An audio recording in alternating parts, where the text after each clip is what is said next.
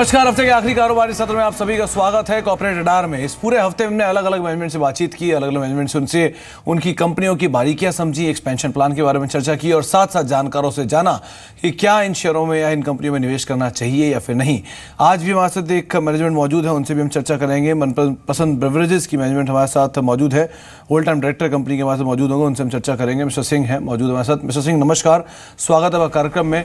सबसे पहले तो क्योंकि जिस सेक्टर में आप कामकाज करते हैं उस सेक्टर में बहुत ज़्यादा प्रेजेंस है और मल्टीनेशनल कंपनीज की स्पेशली बहुत ज़्यादा प्रेजेंस है, स्ट्रॉन्ग कंपटीशन है और बहुत ज़्यादा जो वेरिएशन है लोगों की चॉइस एंड प्रेफरेंसेस में वो भी बहुत जल्दी जल्दी आता है। इन सब सिनेरियोज़ के बीच में, इन सब सिचुएशंस के बीच में कंपनी के लिए कितना डिफ़िकल्ट या चैलेंजिंग है सिनेरियो और कैसे वो कामकाज कर रही है इसमें?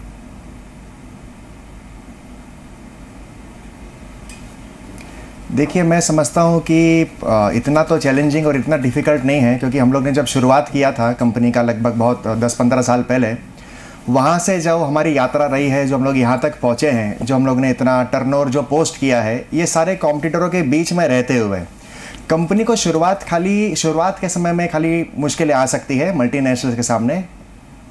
एक बार आपने एक पर्टिकुलर सेल्स लेवल को क्रॉस कर लिया, एक बार आपने एक पर्टिकुलर समय मार्केट में निकाल लिया, उसके बाद मैं ऐसा नहीं समझता हूँ कि किसी मल्टीनेशनल्स के आने से या किसी मल्टीनेशनल्स के और मजबूत होने से आपके ऊपर, आपकी कंपनी के ऊपर किसी प्रकार का कोई थ्रेट हो।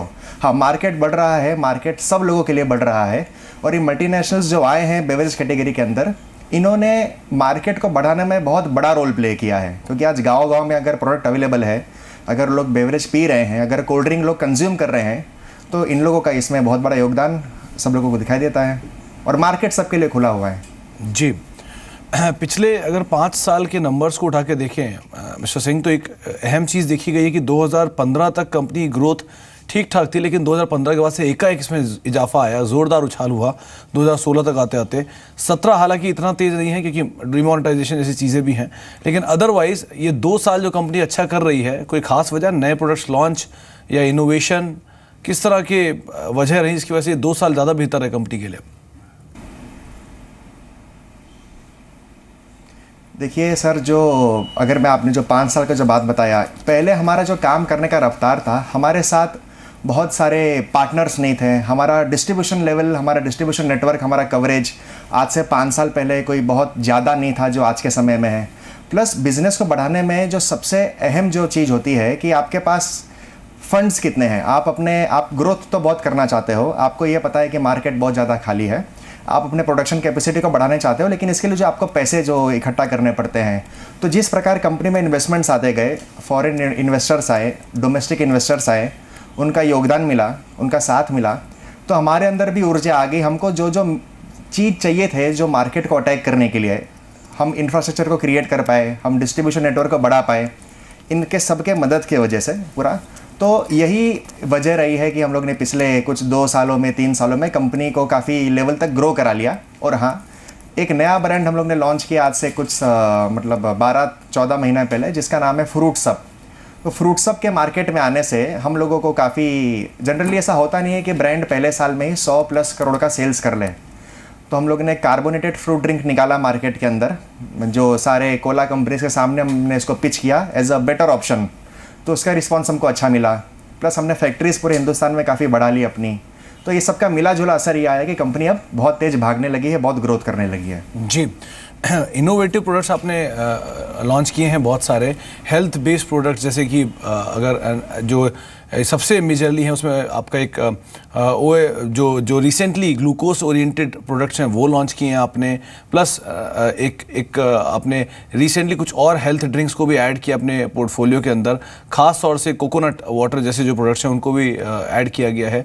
कितना इससे बेनिफिट आपको मिल रहा है और आपको लगता है कि जो एक चेंजिंग डिमांड है लोगों की, खास तौर से हेल्थ ड्रिंक की तरफ, उसको इससे केटर किया जा सकेगा या और प्रोडक्ट इसमें ऐड करेंगे? देखिए, प्रोडक्ट तो हम लोग कस्टमर के लिए और नए नए ऐड करते ही जाएंगे। अब जैसे आपने कोकोसिप के बारे में बताया, हाँ, हम लोग ने कोकोसिप काफ़ी सारे आउटलेट्स में प्लेस किया है और उसका भी रिस्पांस अपने हिसाब से, अपने लेवल से, जैसा एक नारियल पानी का रिस्पांस आना चाहिए उस प्रकार से उसका अच्छा खासा रिस्पांस आया।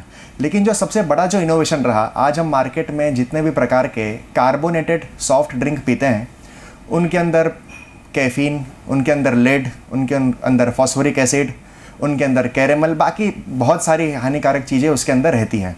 हम लोग ने जब फ्रूट सब निकाला मार्केट के अंदर, तो हम लोग ने सोचा कि हमको पहले ये सारी चारों के चार चीज़ बाहर निकाल लेनी है और इसमें फ्रूट जूस हमको ऐड कर देना है। ये अपने आप में हिंदुस्तान में एक बहुत बड़ा इनोवेशन है कि आप कार्बोनेटेड ड्रिंक को आप उसमें फ्रूट्स ऐड कर दो। और कस्टमर को हेल्दी आइटम तो चाहिए, लेकिन साथ में उनको टेस्ट का भी ध्यान रखना पड़ता है पूरा कंप्लीट सारा। तो ये सब देखते हुए हम लोग ने नए प्रोडक्ट्स हम लोग ने लॉन्च किए, फ्रूट सब लॉन्च किया, कोको सिप हमने लॉन्च किया। आगे भी बहुत सारे कस्टमर के फ़ायदे के लिए हम लोग अच्छे अच्छे नए नए इनोवेटिव प्रोडक्ट्स हम लोग लॉन्च करते रहेंगे। ओके सर, क्योंकि आपके प्रोडक्ट पोर्टफोलियो या फिर आपकी जो मेजरली प्रेजेंस है वो या तो नॉर्दर्न मार्केट्स में है या फिर जो ईस्टर्न मार्केट्स हैं वहाँ पर एक अच्छी प्रेजेंस है। सदर्न मार्केट में इतना company exposure as of now नहीं है, उसे कैसे एक्सपैंड कर रही है और स्पेशली टियर 2 टियर 3 सिटीज़ के बाद जो रूरल एरियाज़ हैं वहाँ पे कंपनी अपना फोकस कैसे बढ़ा रही है?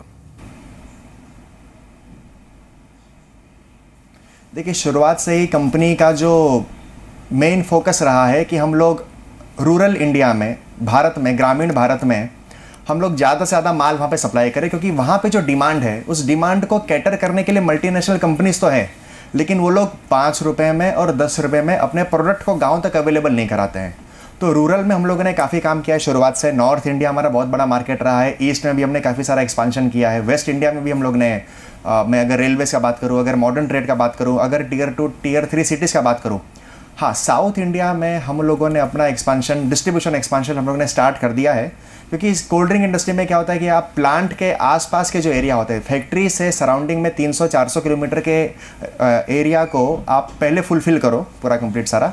हमारा साउथ में कोई फैक्ट्री था नहीं, अब हम लोग ने एक फैक्ट्री की योजना भी लेकर आ रहे हैं। हमारा सिटी सिटी करके एक जगह है, वहाँ पे एक कॉम्प्लेक्स है वहाँ पे, तो वहाँ पे हम लोग अपना एक नया फैक्ट्री हम लोग अपना लॉन्च करने जा रहे हैं और वहाँ के मार्केट में भी हम लोग काम कर रहे हैं पूरा।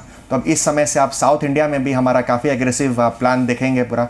हम ऑलरेडी सारे मॉडर्न फॉर्मेट स्टोर में साउथ इंडिया में घुस चुके हैं, चाहे वो रत्नदीप हो, चाहे वो स्पेंसर हो, चाहे वो जितने भी रीजनल लोकल फॉर्मेट स्टोर्स वहाँ पे है। तो काफ़ी अच्छा प्लानिंग हमारा साउथ इंडिया में भी चल रहा है पूरा। सर, एक तो ये आपका सीज़न है जो चल रहा है अभी, ये वाला काफ़ी क्रूशियल टाइम होता है, पीक पे होती है डिमांड इस समय, स्पेशली सॉफ्ट ड्रिंक या फिर प्रोडक्ट्स की, हेल्थ रिलेटेड प्रोडक्ट्स की। इसको आप पिछले साल के मुकाबले ज़्यादा बेहतर मान रहे हैं क्योंकि एक अच्छा रूरल टाइम या फिर एक अच्छा जो समर टाइम है वो आने की उम्मीद है और एक्सटेंडेड समर जो इस बार रहने का अनुमान है, तो ये माना जा रहा है कि थोड़ा ज़्यादा अच्छी डिमांड आएगी। एक, आप इसे कैसे कटर कर रहे हो और कितनी अच्छी ग्रोथ आप देख रहे हो पिछले साल के मुकाबले? दूसरा, एक कुछ इश्यूज़ रिलेटेड आए थे सदर्न मार्केट में, पानी को लेकर भी और सप्लाईज बंद करवाने को लेकर, ये बैन को लेकर भी, उसके बारे में आप कुछ कहना चाहेंगे, कुछ ऐड करना चाहेंगे? ये देखिए, सबसे पहले तो क्या है, समर्स पूरे मार्केट के लिए, पूरे इंडस्ट्री के लिए, इनफैक्ट चाहे वो कोल्ड ड्रिंक इंडस्ट्री हो गया, वो आइसक्रीम इंडस्ट्री हो गया, वो बहुत मतलब हम लोग 12 महीने यही भगवान से हम लोग प्रे करते हैं कि जल्द से जल्द समर महीना आ जाए पूरा सारा। ये समर काफ़ी बढ़िया रहा है पूरा, और हम चाहते हैं कि इतना भी टेम्परेचर नहीं बढ़ जाए कि कॉमन मैन को, कॉमन सिटीजन को मतलब तकलीफ हो जाए मार्केट में जाने के लिए। बट समर्स काफ़ी अच्छे हैं, बहुत बढ़िया हैं। और हाँ, पिछले साल से इस साल हमारा सेल्स समर में काफ़ी बड़ा भी है, क्योंकि जैसे कि मैंने बताया कि आप जैसे प्रोडक्शन कैपेसिटी अपना बढ़ाते हो, उसी प्रकार से आप अपना सेल बढ़ा ले जाते हो। जिसके पास आज भारत में ज़्यादा माल बनाने की क्षमता होगी, वही ज़्यादा माल बेच पाएगा। पिछले 10 सालों में हिंदुस्तान में बहुत कम, बहुत, मैं तो उंगलियों पे भी मेरे पास वो गिनती नहीं है, बहुत कम भारतीय बेवरेज कंपनीज़ है जिन्होंने फैक्ट्रीज डालने का काम किया है। अगर आप ऊपर के 2-3 प्लेयरों को छोड़ दो और अगर आप खाली भारतीय कंपनियों के नाम लो, तो मुझे इसमें कोई दिखाई नहीं दे रहा है कि जिसने 5 फैक्ट्री 6 फैक्ट्री मार्केट के अंदर, हिंदुस्तान के अंदर आके उन्होंने डाल दिया हो। हमने फैक्ट्री डालने का काम किया है, आगे भी हम लोग फैक्ट्री बढ़ाने का काम कर रहे हैं। हम 9 फैक्ट्री 9 प्लांट तक पहुंच गए, जो 10 साल पहले हमारे पास कोई फैक्ट्री नहीं था। आप मात्र 3000 दिन में हमारे पास 9 फैक्ट्री होने जा रहा है पूरा। तो समर्स तो काफ़ी इंटरेस्टिंग रहा और हम काफ़ी एक्सपांशन कर भी रहे हैं। दूसरा जो आपका मैटर जो साउथ इंडिया का जो आपने बताया, इसमें सब लोगों को एक चीज़ ये समझने का ज़रा ज़रूरत है कि वाटर के रिक्वायरमेंट के साथ साथ, वाटर प्रॉब्लम के साथ साथ, वाटर को तो सब लोग बहुत अच्छे से एड्रेस कर ही रहे हैं। अगर आप देखेंगे तो सारी मल्टीनेशनल कंपनीज बहुत अच्छे तरीके से वाटर हार्वेस्टिंग का प्रोजेक्ट बहुत बड़े स्केल पे कर रही है। अपने अपने फैक्ट्रीज़ में जितना वो लोग पानी लेते हैं, उससे ज़्यादा वो लोग मेरे ख्याल से सोसाइटीज़ में वापस भी देते हैं। जो उन्होंने चेक डैम्स डाले हैं, जो हम लोग भी जो वाटर को रिचार्ज करने के लिए जो फैसिलिटीज़ अगल बगल के जो गाँव में जो क्रिएट करते हैं पूरा सारा। मेन इशू साउथ इंडिया में ये है कि ट्रेड में जो मार्जिन बटना चाहिए, इंडस्ट्री में जो मार्जिन, जो नॉर्म्स है जो बटने चाहिए, जो मुनाफा एक दुकानदार को, जो मुनाफा एक डिस्ट्रीब्यूटर को होना चाहिए, वो मुनाफा डे बाई डे मोनोपोली की वजह से कम होता जा रहा है। तो शिकायत वहाँ के ट्रेडरों में, शिकायत वहाँ के दुकानदारों में ये है कि साहब हमारा थोड़ा अगर मुनाफे का अगर ध्यान रखा जाए पूरा, जो कि मुनाफा आज के दिन श्रंक हो रहा है, जो कि रिड्यूस होता जा रहा है। तो ये मैं समझता हूँ कि ये प्रॉब्लम कहीं बहुत लंबा नहीं रहेगा। सारी कंपनियां इसके ऊपर काम कर रही है, वो लोग भी इसके ऊपर काम कर रहे हैं। और 15-20 लाख दुकानदार अगर कोई डिसीजन लेते हैं तो डिसीजन में काफ़ी दम होगा। उसके ऊपर उन्होंने 1 साल पहले पूरा होमवर्क किया होगा, उसके बाद ही वो ये डिसीजन के साथ आगे आए होंगे। जी सर, IRCTC मेजर क्लाइंट है कंपनी का, करीब 20% के आसपास रेवेन्यू जो जनरेट करते हैं वहाँ से। इसको 2 सिनेरियो में देखा जाए। पहला सिनेरियो कि कंपनी क्या IRCTC जैसे कोई और बड़े टाइप जैसे प्लान कर रही है, जैसे कि इंडियन आर्मी भी एक बड़ा क्लाइंट हो सकता है अगर कंपनी ने टाइप करते हैं तो, या ऐसा कोई और बड़ा गवर्नमेंट एजेंसी जिसमें एक ज़्यादा क्लाइंटेल या वॉल्यूम गेम एकदम से हो जाएगा। पहला तो ये। दूसरा, अगर एक केस सिनेरियो ये मान के चलते हैं कोई भी दिक्कतें आती है कंपनी के इस कॉन्ट्रैक्ट को लेकर, तो क्या कंपनी कोई प्लान बी रेडी करेगी इतने बड़े रेवेन्यूज को कैटर करने के लिए? देखिए, IRCTC के साथ हमारा काफ़ी लंबा चौड़ा बिजनेस है और काफ़ी समय से चल रहा है। और जैसा कि आपने एक बहुत अच्छा, आपने इंटरेस्टिंग आइडिया आपने अभी फ्लोट किया इंडियन आर्मी के बारे में, तो मैं अभी से ही ये इंटरव्यू के बाद तुरंत मैं अपनी टीम के साथ लग जाऊंगा कि जैसे हमने IRCTC को डेवलप किया है यहाँ तक, वैसे हम इंडियन आर्मी के साथ भी, अलग अलग संस्थाओं के साथ भी हम लोग एक बड़ा बिजनेस कैसे करें। देखिए, IRCTC जो है वो दुनिया का सबसे बड़ा जो रेलवे तंत्र है, और काफ़ी सारे पैसेंजर, काफ़ी सारे लोग, 2-2.5 करोड़ लोग मेरे ख्याल से रोज़ स्टेशनों पे आते हैं। इतने सारे हमारे पास प्लेटफॉर्म है, उस प्लेटफॉर्म पे छोटी छोटी दुकानें हैं, वहाँ पे लोग कोल्ड ड्रिंक पीते हैं, पानी खरीदते हैं, आइसक्रीम खाते हैं। तो रेलवे का मार्केट तो बहुत बड़ा है। और यहाँ पे अगर ये मार्केट नया होता, या अगर ये मार्केट 2 साल 3 साल पहले किसी प्राइवेट ऑपरेटरों ने, जैसे एयरलाइंस इंडस्ट्री चालू हुई आज से 10 साल पहले, नए नए एयरपोर्ट आए, ऐसे अगर रेलवे स्टेशन के साथ होता तो प्लान भी सोचने का ज़रूरत था। हमारा रेलवे, हमारा IRCTC काफ़ी सालों से ऑपरेट कर रहा है, सारे SOP इन प्लेस है। मुझे ऐसा नहीं लगता है कि रेलवेज़ के पीछे हमको कोई प्लान भी लेने का ज़रूरत है। जी, प्राइस चेंज क्योंकि क्रूशल होता है इस पूरी इंडस्ट्री में। 1-1 रुपये के प्राइस में मार्जिन भी अच्छे आते हैं और 1-1 रुपये के प्राइस में डिमांड पे इम्पैक्ट भी मेजरली पड़ता है। क्या कोई चेंज जो कंपनी प्लान कर रही है किसी भी पर्टिकुलर एरिया, किसी प्रोडक्ट लाइन में? देखिए, अभी तो हम लोगों ने जो प्राइस जो मेंटेन करके रखा है वो तो एकदम सस्टेनेबल है। और हमारा तो ये प्रयास रहेगा पूरा कंप्लीट कि इसी प्राइस के ऊपर हम जितना हो सके उतना हम लोग इस प्राइस पॉइंट को मैनेज करें। क्योंकि जो चार्म 5 रुपये का है, जो मज़ा 10 रुपये में है, वो 11-12 रुपये में वो आपको इतना वॉल्यूम नहीं दिखाई देगा। अगर आप 5 रुपये के प्रोडक्ट को आप 6 रुपये कर दो तो आपको कहीं बहुत ज़्यादा वॉल्यूम उसके अंदर दिखाई नहीं देगा पूरा सारा। तो जहाँ तक मेंटेन हो सकता है, कस्टमर को हम उतना ही चार्ज करें जितना प्रोडक्ट को चार्ज करना चाहिए। जी, क्योंकि कंपनी के नंबर्स राउंड द कॉर्नर है, उसके बारे में हम बात नहीं करेंगे। इंपॉर्टेंट चीज़ है डीमोनेटाइजेशन। लास्ट क्वार्टर में इम्पैक्ट हुआ था डीमोनेटाइजेशन का, क्या वो इम्पैक्ट पूरी तरह से फेज आउट या फिजल आउट हो चुका है, ये मान लें, या अभी भी इंडस्ट्री उसे जूझ रही है? एक और दूसरा, क्या GST का इम्पैक्ट कंपनी को आएगा, क्योंकि अनऑर्गेनाइज प्लेयर भी हैं इस सेक्टर में, तो उससे कंपनी कुछ बेनिफिट उठा सकेगी, वॉल्यूम एक्रेडिशन होगा? देखिए, जहाँ तक डीमोनेटाइजेशन का सवाल है, बड़ी बड़ी कंपनियां जो इसमें हैं, जो 8,000-10,000 करोड़ का जो टर्नओवर कर रही हैं, जो 1,000 रुपये से ज़्यादा का आइटम बेचती है, जिनका टिकट साइज़ 1,000 रुपये से ज़्यादा का है, वो सारे आइटम के खरीद और बेच में मेरे ख्याल से थोड़ा सा इम्पैक्ट जरूर आया है। हम तो 5 रुपये और 10 रुपये का आइटम बनाते हैं, और 5-10 रुपये का सिक्का, 5-10 रुपये का नोट का कहीं मार्केट में कोई कमी नहीं है। तो हमको तो डीमोनेटाइजेशन का कहीं बहुत ज़्यादा इफेक्ट आया नहीं। और जो आपका जो दूसरा सवाल था GST को लेके, हाँ, तो GST में जो सबसे बड़ा एडवांटेज जो हमको दिखाई दे रहा है, एक तो वेयर हाउसिंग जो हमको जो कंसोलिडेट करना है, कि अभी जो टैक्स के इश्यूज़ की वजह से हमको हर स्टेट में एक वेयर हाउस खोल के रखना पड़ता था, तो अब हम क्या करेंगे कि अब हम मार्केट के नज़दीक उस वेयर हाउस को लेके जाएंगे, डिस्ट्रीब्यूशन को और आसान बनाएंगे।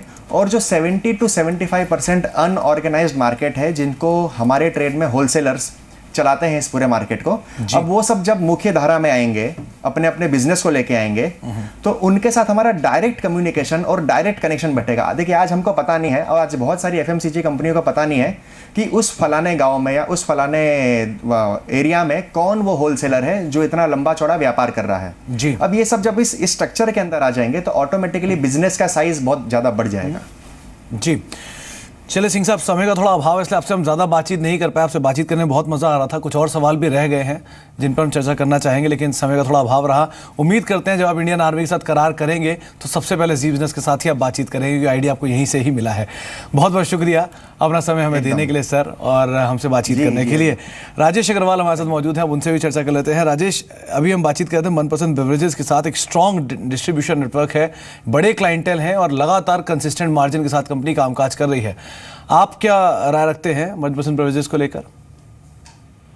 देखिए सुमित, ऐसा है, जिस तरीके की गर्मी पड़ रही है तो उस हिसाब से तो कोई भी कोल्ड ड्रिंक अच्छा लग रहा है। मनपसंद इज वन ऑफ देम। और सही कहा आपने कि जो ब्रांड है बहुत स्ट्रांग ब्रांड है, और जिस तरीके से ग्रो किया है वो अपने आप में काबिले तारीफ है। और इनका एक नया ऐड जो चालू हुआ है उसका भी मेरे को लगता है कि अच्छा प्रभाव पड़ेगा। क्योंकि जहाँ सब हेल्थ कॉन्शियस हो रहे हैं और कार्बोनेटेड ड्रिंक से दूर हो रहे हैं, वहाँ ये फ्रूट बेस्ड कार्बोनेटेड ड्रिंक जो लाए हैं वो थोड़ा सा एक रोचक विषय बनता है। और अगर इसकी डिमांड बढ़ती है तो हमें लगता है कि अच्छा जम दिखा सकता है। हमारा अपना अनुमान है कि जीएसटी वगैरह के लाभ आने के बाद FY19 तक इस कंपनी की आय जो है अर्निंग्स पर शेयर 30 से 32 रुपया हो जाएगी जी। और हम अगर 26 का भी PE देते हैं तो 780 रुपए के टारगेट के साथ इसमें बने रहा जा सकता है। ओके राजेश, सेक्टर क्योंकि बहुत लिमिटेड स्कोप है सेक्टर में, तो ये मान के चले कि अगर कुछ भी पॉसिबिलिटीज़ होती हैं, कुछ भी डेवलपमेंट्स आते हैं या इस तरह की गर्मी ही रहती है, इनपुट कॉस्ट ईज आउट होती है, तो एक री रेटिंग की पॉसिबिलिटी पड़ती है इस कंपनी की। बहुत ज़्यादा पीयर है नहीं इसके। देखिए, अगर कहूँ तो दो कंपनियां हैं इस लाइन में। एक तो वरुण बेवरेजेस है, ये है वरुण बेवरेजेस, हालांकि टोटली कार्बोनेटेड में है क्योंकि पेप्सी के डिस्ट्रीब्यूशन में है, और दोनों ही कंपनी के प्रोस्पेक्ट्स हमें बहुत अच्छे लग रहे हैं। मैं समझता हूँ कि री रेटिंग बिल्कुल बन सकती है।